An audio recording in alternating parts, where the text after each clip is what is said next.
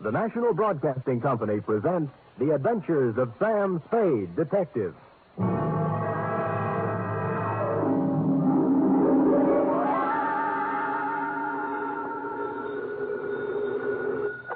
Sam Spade, Detective Agency. Here's I, sweetheart. Sam! Oh, I was worried to death. This office, glass all over the floor, holes in the wall. That was just business going on as usual during old occasions, F. Well, what was it all about, Sam? They tried, Effie, just tried to pluck my feathers and cook my goose. On Thanksgiving, too. How could they? Oh, they were a mean lot. Are you all right? Hale and hearty, every giblet in place and not a feather ruffled. Did you have a nice Thanksgiving? Oh, it was heavenly. Mama had a turkey dinner, sage dressing, cranberry sauce, candy jams. Hard cider? A little. Come clean, Effie? Well, I had 2 glasses. Everyone was there. Cousin Gertie, Dwight, Mrs. Floss. I was disappointed when you didn't show up, Sam. Did you have Thanksgiving dinner? Sure. Sam? At the Helping Hand Rescue Mission, where there's plenty of free parking and never a cover charge. For further details, consult the report, which I will presently be down to dictate on a tasty chronicle of foul play. The Terrified Turkey Caper.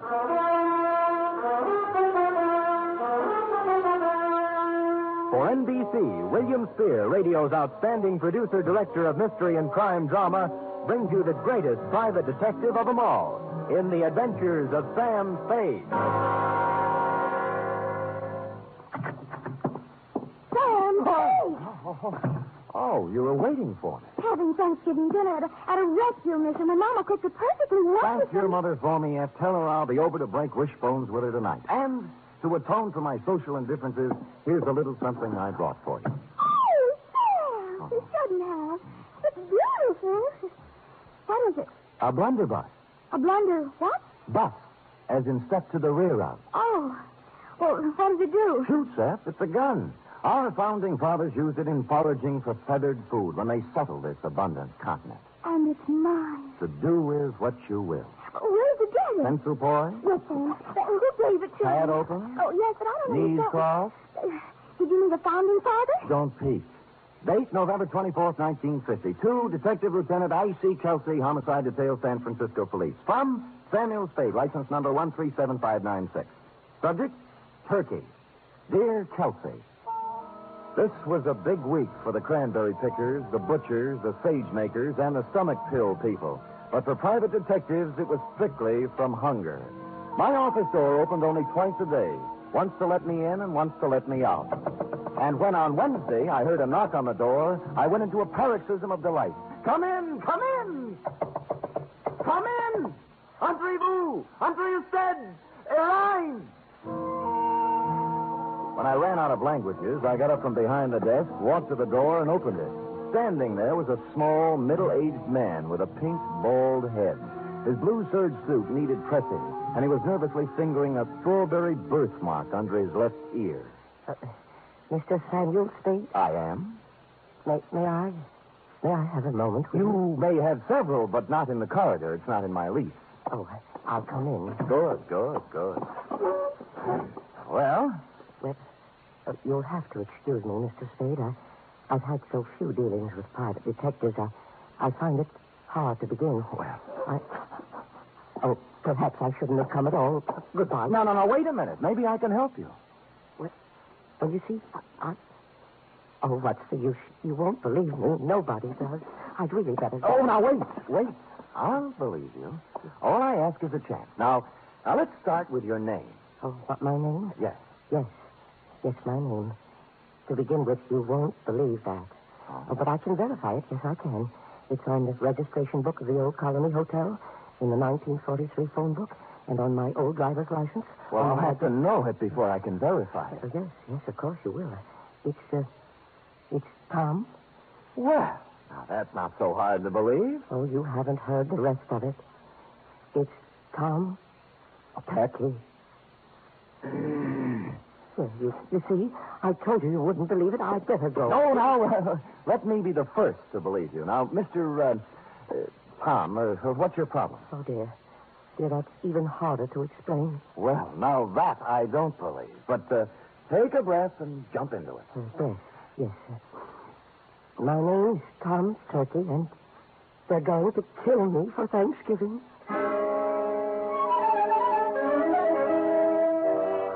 Well, I had asked for it, and I had gotten it. And I sat back wondering who had gone to all the trouble to play this funny joke on me.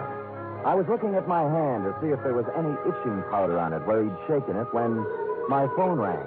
I lifted the receiver, swung around on my swivel, and gazed out onto the street. It was Al Cuccio calling, a private eye whose reputation was shadier than a mushroom cellar. Hiya, Spade. Al. Haven't seen much of you lately, Spade. You have to get together. Yeah, well, so long. Wait, I'll tell you why I called. I've had a pest in my office, keeps coming back. Thinks he's a turkey somebody wants to dress. I brushed him, but your name came up, and I just wanted to warn you. He might be in to see you. I'm confused, Al. I never knew you to turn your back on a buck. Oh, I don't want any of this one. His buttons are loose. My advice to you is to bounce him. Well, we've never traded advice before, Cuccio. Why now? Well, after all, we're in the same racket. If we can't help each other... Oh, sure, Al, sure. I appreciate it. Give me a ring. We've got to get together sometime. Yeah, when I get a free night, we'll Jimmy parking meter. Yeah, we... Huh? Oh, yeah. Parking meters. I'll see you later, Spady. I turned back to the desk, and what I saw in front of me was an empty chair. Tom Turkey had taken wing.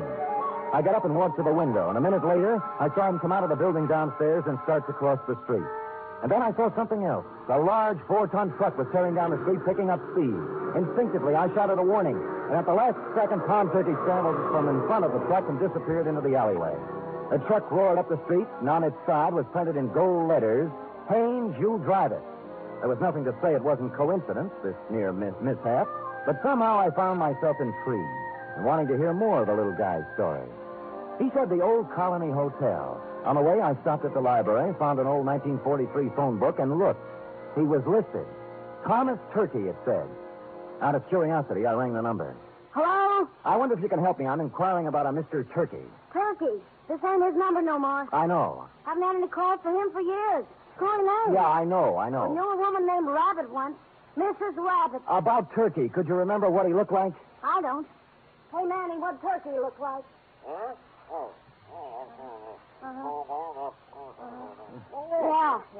Small man, around 50. Nice fellow, Manny says. Strawberry under his left ear? Strawberry under his left ear, Manny? Yeah, strawberry under his left ear. Well, thank you, madam, for your information, and thanks to Manny. Well, you're welcome, but I don't know what you're going to do with it. Old man Turkey's dead. Been dead for years. Curiouser and curiouser, I thought. They had described the man who came to my office 20 minutes ago, and now he'd been dead for years. I continued on to the Old Colony Hotel. Room, 75 cents, it said. Tom's room was 114. Who is it? Sam Spade. Oh, come in, Mr. Spade. I'm sorry I ran away. I didn't think you really believed me. Well, I'm not sure I do yet. Tell me, was that truck an accident? Oh, I don't think so, no. They made 3 attempts before to kill me. Somebody tried to push me in front of a train, and then a wheelchair full of cement dropped off a building and just missed me, and then I was shot at. Well, who were they, and why would they want to kill you? I don't know. I just don't know. Look, let's tack. Tack? Tack. I dialed your old phone number, and the people who answered said you're dead. Oh, a lot of people think I'm dead. Yeah. Look, do you still want me to work for you? Oh, yes, please. Well, you'll have to tell me more, then. I can't... I guess I'd better tell you everything. Oh, it's hard to talk about, Mr. Spade. It's not easy to admit to someone you've been a foolish man. You see, I just turned 50. I was quite tired of the life I'd led. Proper, dull, and unfruitful, except in money. My business was wearing, and so was my wife, Henrietta. This has a traditional ring. Anyway, to make it short, I decided to run away. One day I drove to work. I parked my car in the middle of the Bay Bridge where the suicide note left it and disappeared. Where did you go? Oh, all over the world. I took a job on a boat. I did. On a boat. And then I settled in Sao Paulo, Brazil, under another name. Now you're back. Why? Well, maybe I got lonely. Maybe I got wiser. Maybe I felt I paid enough for my mistakes.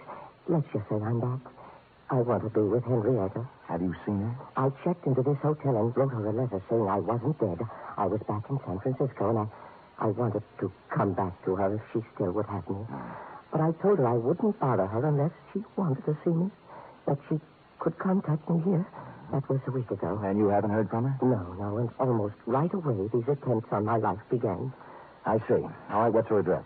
3118 Monroe. Oh, she's taken her maiden name again. Black, Henrietta Black. Well, come on, let's go. No, I'm not going to see her until she asks me. Well, look, you're going to my apartment. Nobody will bother you there.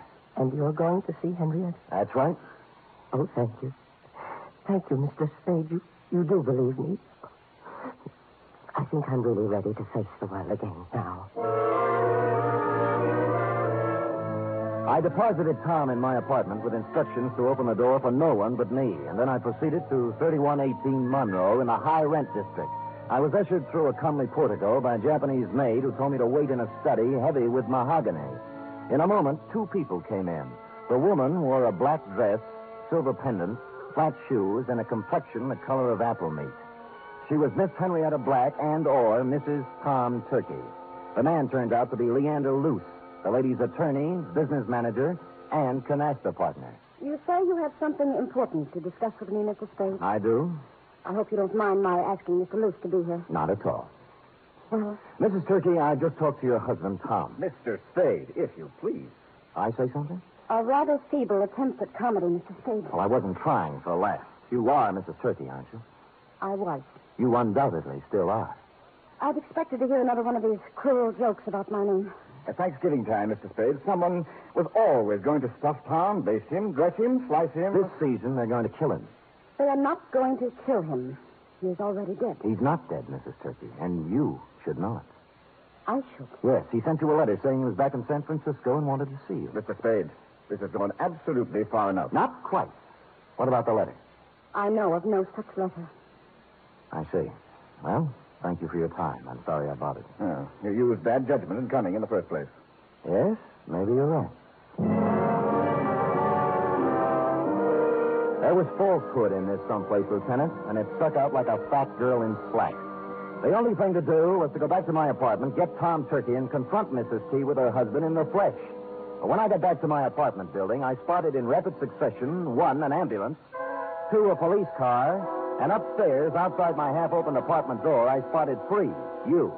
I've been expecting it. What's going on, Kelsey? Yeah, serious, Sam, serious. Who's that bald-headed man moving around the apartment? That's McCracken, the new medical examiner, checking a stiff on your rug. I stepped around you, Lieutenant, and pushed the door all the way open. I saw McCracken kneeling over the body and a couple of men from homicide taking photos. I moved into the room feeling nothing good. A little guy had given me a job, and while I was yakking with his wife, somebody got to him. And in my apartment, where I'd stashed him. McCracken stood up, and I looked down at the body.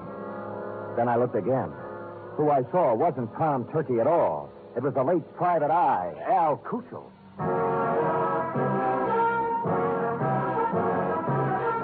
You are listening to the weekly adventure of radio's most famous detective, Sam Spade.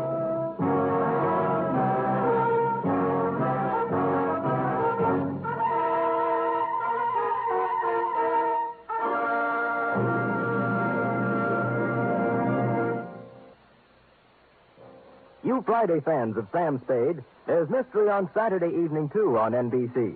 Tomorrow, the man called X sets out on another mission of danger and intrigue in some far-off corner of the earth.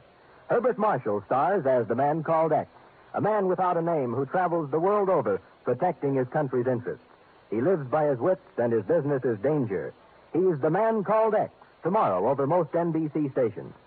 For Top Sunday listening, it's another broadcast of The Big Show on NBC. This Sunday, your stars include Fred Allen, Jack Carson, Mindy Carson, Ed Archie Gardner, Ed Wynn, and many, many more. And Tallulah is your MC as usual. This Sunday, it's The Big Show on NBC.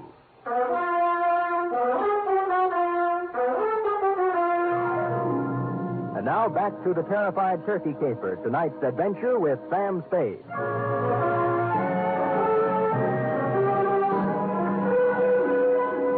While the men from homicide were taking pictures, etc., you and I, Lieutenant, were going round and round on the question, if I didn't kill the man found in my room, who did? And you were sufficiently impressed with my insult, Kelsey, not to hold me for the murder. We bowed to each other, and I left. Thinking back to the truck that had almost run Turkey down, I went to the Haynes U Drive truck rental garage.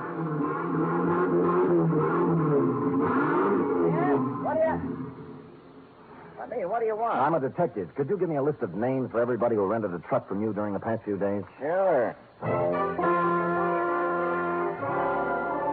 He handed me a big registration book, and I read every name for the past week. For the first 5 days, they all seemed to be nice, normal, abnormal names. And then, under the rentals for the day before, was the name of John Smith. John had given his address as 7200 Kearney. And I happen to know that Kearney only goes up to 2000. The dispatcher said that Smith had returned the truck about 3 hours before. And he remembered him as an ugly, heavy-set, and rough-voiced character who looked like an ex-longshoreman. They had already washed the truck, so the fingerprints were all loused up.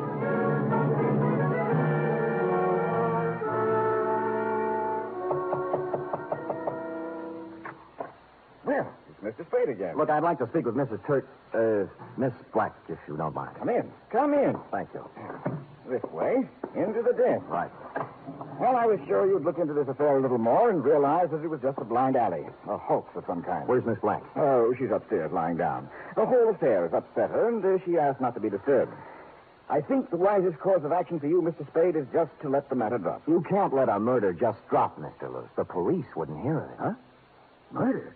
Who? An unfrocked private detective named Al Cuccio. Well, what does this have to do with Henrietta Black? Al Cuccio called me earlier today and said that Tom Turkey was a crackpot, a little man with delusions. He tried to top me off taking his case. He sounds like a perceiving man. Well, he didn't perceive ending up in my apartment with a bullet in his head. Well, that's too bad, but I still don't I left see... Tom Turkey in my apartment for safekeeping, and when I returned, he was gone and Cuccio was dead. Well, that explains itself, obviously. This detective knew that Tom Turkey was a phony, and Turkey killed him. It can figure that way, and a number of other ways. Mr. Spade, I have no desire to sit here trading subtleties with you. As yet, no one has demonstrated that the real Tom Turkey actually exists, alive. Now, until you do have something more concrete and less mythological, Miss Black requests that you do not come around opening up old wounds. You've made an eloquent point. Just tell me one thing. If I can. When did Tom Turkey disappear? I mean, what month, what day? It was, 1943, November. But I'm not sure of the exact day. I think it was in the third week. Could it have been on Thanksgiving? Very possibly, very possibly. I returned thoughtfully to my office and did a little rapid mental arithmetic and came up with the number 7. From November 23rd, 1943 to November 23rd, 1950 was 7 years to the day. And I pondered this. What did the number 7 mean to the life or death of Tom Turkey? I had just hit upon the answer and was crying Eureka when my office door opened, unknocked, and a visitor came in unannounced. He was ugly, heavy-set, and looked like an ex-longshoreman. I waited to see if the voice checked. You, Spade? Who shall I say is calling? Yeah, Captain John Smith. And here's my calling card.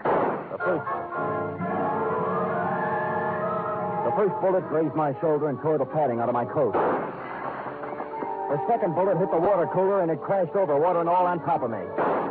Where the third bullet hit, I wasn't sure at the time because darkness came rushing through my head like a freight train.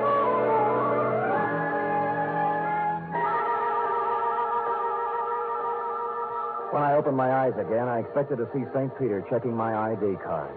But all I saw were the dust balls under my desk and a fly bathing himself in a pool of water spreading slowly over the floor. There was blood on my hand, but it came from a glass cut. I was in shambles, but alive. Captain John Smith had shoved off, obviously thinking his bullets had done their work.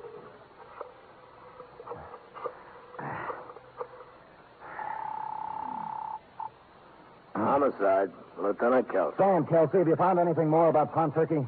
Nothing, Sam. Frankly, I'm beginning to wonder if there is such a guy. Well, clever, Kelsey. A few minutes ago, a gorilla by the name, believe it or not, of Captain John Smith just tried to kill me in my office. Oh, go on, Sam. I find it hard to think. You find it hard to think, period. Really, Sam? Did you get him? No, but my office is a wreck, and there's a hole blasted in my wall big enough to put a basketball in. Well, what did he use, a bazooka? I figured dum-dum bullets. Dum-dum? Well, that's illegal, ain't it? Kelsey, doesn't it strike you as significant that every attempt on Turkey's life has been vicious, as if someone not only wanted to kill him, but also mutilate him? Yeah, now that you mention it. Somebody probably wanted to make identification difficult. Even dead, they didn't want anybody to know who he was. Now, listen carefully, Kelsey. This is real deep. Tom Turkey disappeared on Thanksgiving of 1943. A person has to be missing 7 years before he can be legally dead and his insurance collected. Now, if someone had Turkey insured, they could collect the day after this Thanksgiving, if Turkey didn't show up before. You mean somebody's trying to kill him for the insurance? I would say so, Kelsey. I would say so. Now, hurry up and find him.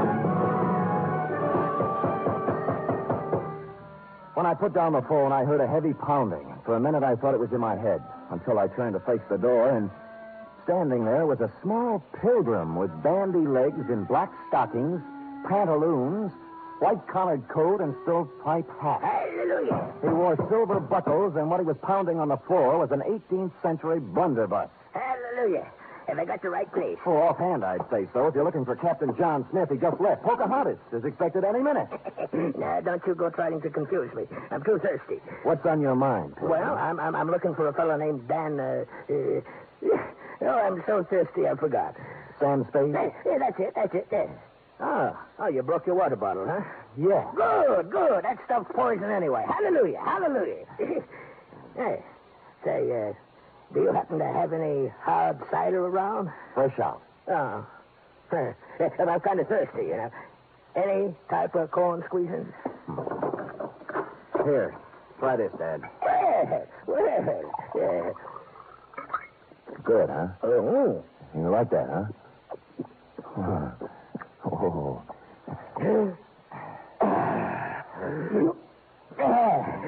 Follow me.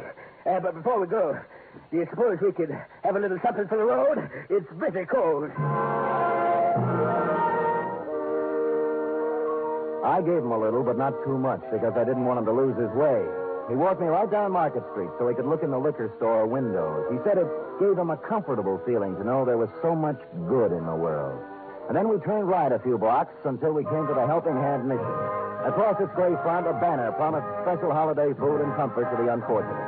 And on the street in front of it, there was a brass band sending out signals to the fraternity that any minute the great feast of Thanksgiving would begin. The band members and other volunteer workers were all dressed as pilgrims, with quaint conceit. My pilgrim led me to a dark corner of the clubroom, and sitting there unhappily was none other than Tom Turkey. Hello, Mr. Spade. Oh, hello, Tom. What happened to my apartment? And why did you run away? Well, I was afraid. You told me not to answer the door until you came back. Well, somebody knocked on the door and said it was you, so I opened it, and two men came in. Tell me, was one of them Al Cuccio? Yes, the detective. The other man was a big, ugly-looking fellow, and when they saw I was alone, they started arguing. About what? Well, the detective said that now that he brought the ugly man there, he wanted his money. Yeah? The ugly man pulled a gun, and they started to fight. Oh, dear, I slipped out the door, and when I was halfway downstairs, I heard a shot and kept on running. Well, Al Cuccio is dead. Oh, my. I thought so. This was the only place I could think of to hide. Oh, when Henrietta finds out I've been mixed up in a murder, she'll never take me back. Henrietta. Hey, tell me, did your wife ever have any insurance on you? Oh, before I ran away, she did. A $50,000 policy, but, that would have lapsed by now. Maybe. Did it have a suicide clause in it? A suicide? Yeah. Well, no. No, it didn't. I remember. Yeah, you'd like to talk to Henrietta, wouldn't you? All right, here's her phone number. Call her up and tell her where you are. Oh, dear, I don't think I could. I'm too frightened. You've got to do something to help yourself. If you don't, by midnight, you might be a cold turkey. Oh. I'm sorry, it just slipped out. All right, I'll do it.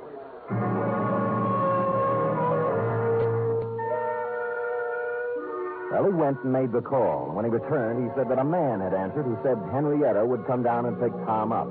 He didn't want to wait, but I sat on him. The pilgrim brought us a dish of turkey dinner, saying he couldn't stand food himself, and we munched a spell. In a little while, a limousine pulled up in front of the mission with someone in back whom I couldn't see. The chauffeur stepped out and came in inquiring for Tom Turkey. It was Captain John Smith himself. When he saw me, a look of shocked surprise came over his unhandsome face. Hoping to catch him off balance, I drove at him. It was the liveliest thing that has happened at the Helping Hand Mission in years, and we had a good house, too. Money was even changing hands. When I heard the odds starting to go against me, I realized I'd better come up with something. Here, use this, partner. And I did. The bandy-legged pilgrim shoved his blunderbuss right in my hand. And I swung. Smith dropped like pheasant on the wing. I looked up. The passenger from the limousine was just coming in. What's the meaning of this? It means, Leander Luce, that you're not going to carve Tom Turkey up for your Thanksgiving insurance policy. Hallelujah. Drumstick, anyone?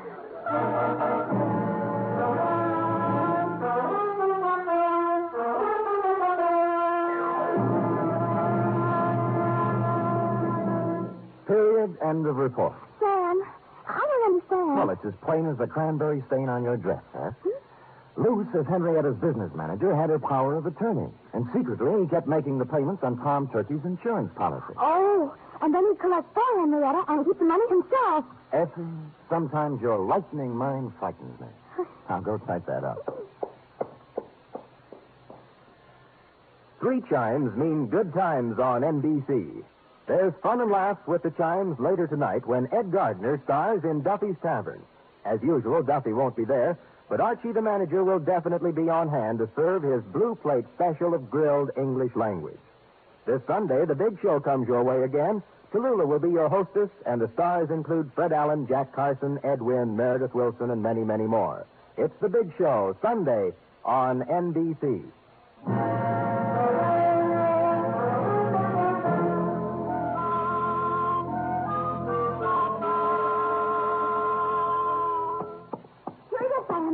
Sam, the man who killed Al Crusoe and tried to kill you, was his name really Captain John Smith? Now, Effie, could we have a Thanksgiving caper without a Captain John Smith? It wouldn't be right. It was a coincidence, wasn't it? Well, if you promise not to tell anyone. I won't.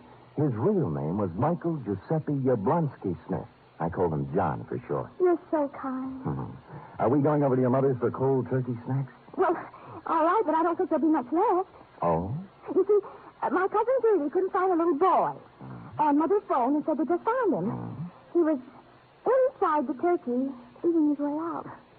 Effie, is there no way to curb that tongue of yours? There's one way. Well, come here. Oh,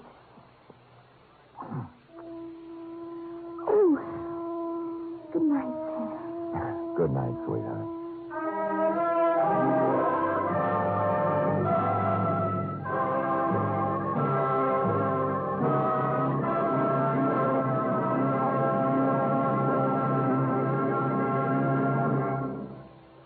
The Adventures of Sam Spade are produced, edited, and directed by William Spear. Sam Spade was played by Stephen Dunne. Lorene Tuttle is Effie. Script for tonight's adventure by Larry Roman and John Michael Hayes. Musical scoring by Lud Gluskin, conducted by Robert Armbruster.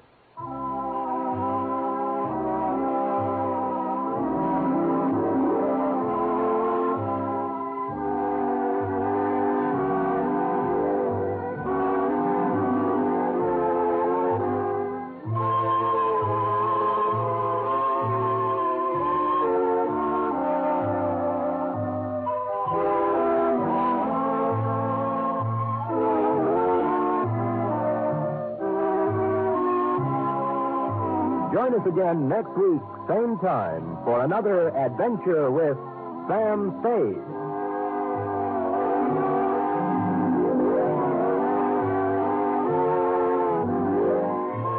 Hear the magnificent Montague, then visit Duffy's Tavern on NBC.